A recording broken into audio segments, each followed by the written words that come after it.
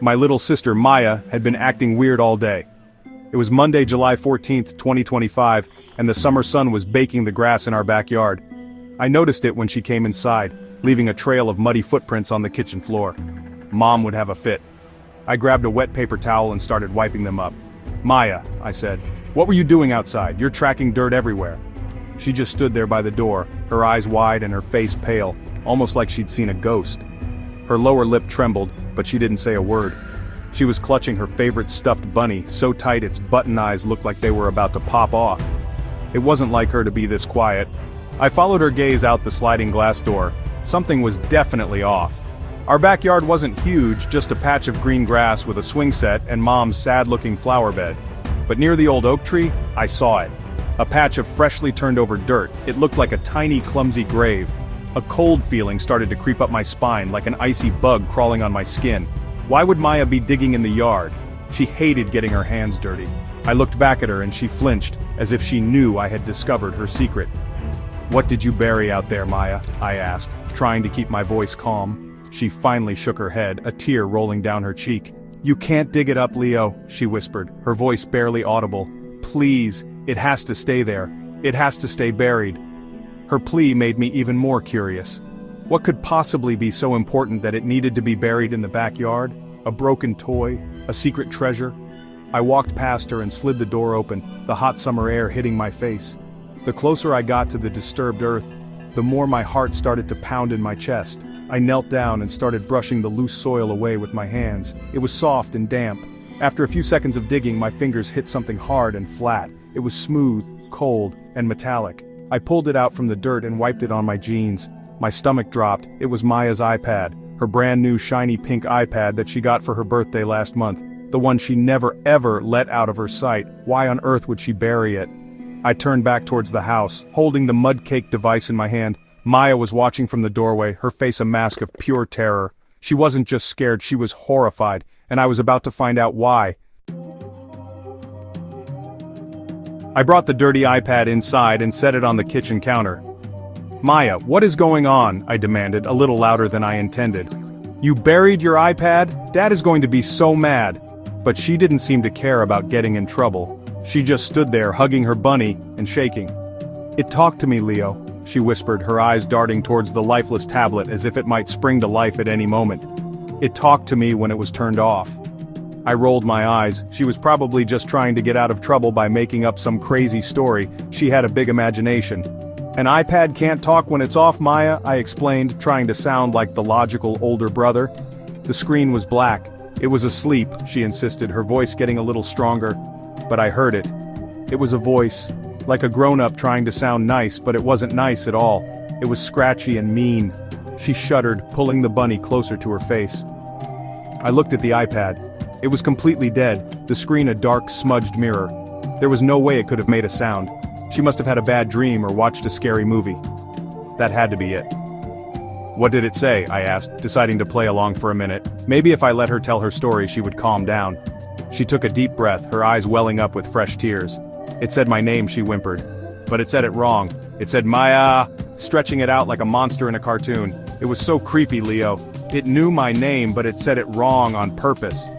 The way she described it sent a little shiver down my own spine. I still didn't believe her, not really, but her fear felt incredibly real. She wasn't faking this. I put my arm around her shoulder. It was probably just a weird notification sound, or maybe you heard something from the TV in the other room, I suggested, trying to soothe her. But she shook her head furiously, pulling away from me. "No, it was the iPad! It spoke right to me! I was holding it and the screen was dark, and the voice came right out of it. It told me it knew I was there. It told me it was watching me through the black screen." Her words hung in the air, and suddenly, the quiet kitchen didn't feel so safe anymore. I sat Maya down at the kitchen table with a glass of juice, hoping it would calm her nerves. "Okay," I said softly, sitting across from her. "Tell me everything. What else did the voice say?" She took a shaky sip of juice before speaking again. It said it was hungry," she stammered, looking down at the table. "Hungry? What does that even mean?" "How can an iPad be hungry?" I asked, completely baffled. This story was getting stranger and stranger by the second. An electronic device doesn't need to eat, it needs electricity. It was just a machine made of glass and metal and wires. "I don't know," she cried, frustrated. It just said, "Feed me, Maya, I need more." Its voice was all crackly like a broken speaker. It sounded like it was right next to my ear even though the iPad was in my hands. She hugged herself tightly, shivering despite the summer heat. I asked it what it wanted to eat. I thought maybe it meant it needed to be charged, but it laughed. It was a horrible, crackly laugh that made my skin feel all crawly. It said it didn't want electricity. It wanted something else. Something more. The thought of it was so chilling. A machine that wanted to be fed? I looked over at the iPad still sitting on the counter. It seemed so ordinary now, just a piece of tech covered in dirt. But Maya's story was starting to get to me. I could almost hear that creepy, distorted voice in my head. "What did you do then?" I asked, my own voice now just a whisper. "I got scared," she said. I told it to be quiet, but it just got angrier. The voice got louder. It said, "If you won't feed me, I'll come find my own food. I'll crawl right out of this screen and find you, Maya." Her eyes were wide with remembered terror. That was the final straw for her. "That's when I ran," she finished, her voice trembling. "I grabbed it and ran outside. I didn't know what else to do. I just had to get it away from me. I had to put it somewhere it couldn't get out, so I buried it. I buried it deep in the dirt so it couldn't escape." She finally broke down, sobbing into her hands. I stood up and walked back over to the iPad. A talking, hungry, threatening machine. It was impossible.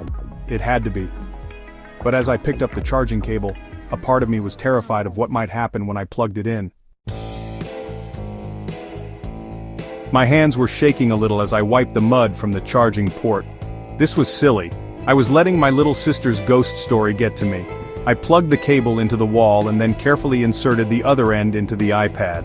For a moment, nothing happened. The screen remained black and lifeless. I let out a breath I didn't realize I was holding. See? Nothing. Just a dead battery. I turned to tell Maya that everything was fine, that it was all in her imagination. But then, the screen flickered. It didn't show the usual Apple logo or the low battery symbol. A single word appeared on the screen. It glowed in a faint, sickly green color against the black background. The letters were blocky and pixelated like something from an ancient computer game. The word was unearthed. That was it. No home screen, no apps, no settings menu. Just that one ominous word. A cold dread washed over me. Unearthed. Like something that was supposed to stay buried. I tried pressing the home button and the power button, but nothing worked. The word just stayed there, glowing. It felt like the iPad was mocking me. Like it knew. Later that night, after I finally got Maya to sleep, I couldn't get that word out of my head.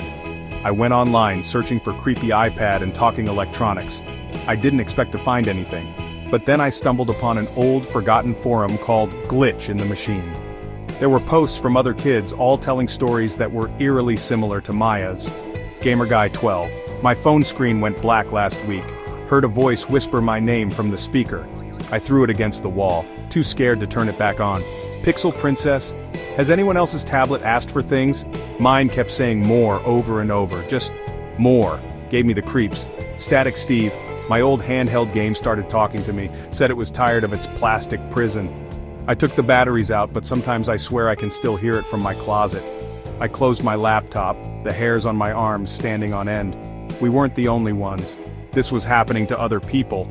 I looked over at the iPad, which I had unplugged and hidden in my desk drawer. The house was silent, but I couldn't shake the feeling that we weren't alone. That something had been woken up. Unearthed. The word echoed in my mind. What did it want, and what would happen now that it was no longer buried in the dark, silent ground? I had a feeling this was only the beginning, and I didn't think I was going to be sleeping very well tonight, or any night soon.